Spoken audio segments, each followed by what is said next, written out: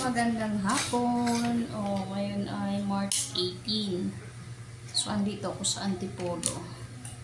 Kasi meron pa kaming hinahakot na gamit, hindi pa nakatapos. So, ito ngayon, tanggalin ko yung mga tornilyo nito. Baklasin muna natin. I-disassemble muna. Baka masira. Ito yung aking mga paggapitan sa pagkanta at the same time sa pagbablog. Ito nga, bumigay. Kung ano man nangyari. Lagyan na lang natin ng rubber. Ito yung pinakaunang ring light na nabili ko nung ako ay nagtatrabaho pa sa AFP. Kasabay siya nung aking pinakaunang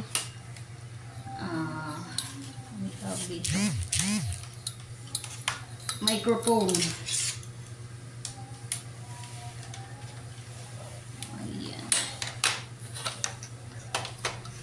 Sana walang kulang na tornilyo. Ito naman, pangalawang bili ko. Actually, kasama ito dun sa mystery box, diba noon uso yung mystery box. So, isa yan. So, nakapaloob sa mystery box.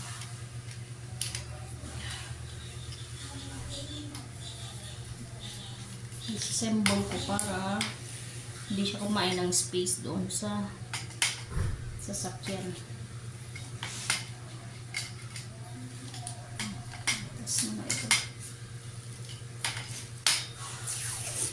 Hindi ko ito pinapagamit sa iba. Pero ito, alam kong ginamit ito ni Kevin eh. Ginamit ito ng mga bata. Yung mga pamangkin ko. Then, nasira. Walang umako kung sino may kasalanan. Alright.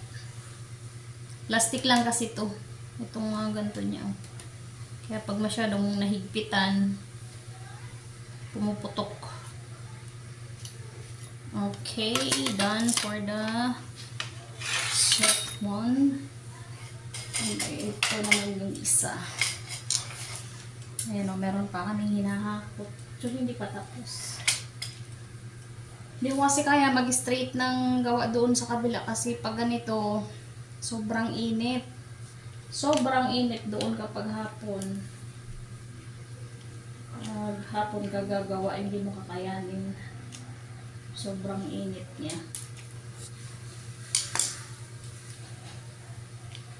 At least dito, hindi ganun kainit. Kaya mong magtrabaho dito.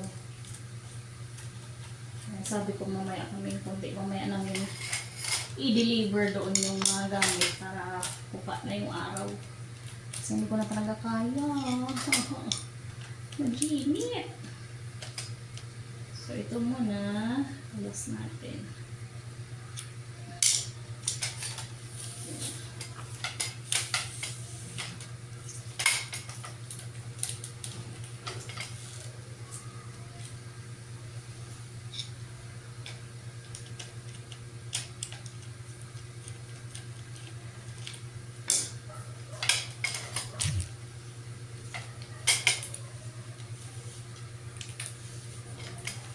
Itong pangalawang ring light ko, kasama ito dun sa mystery box.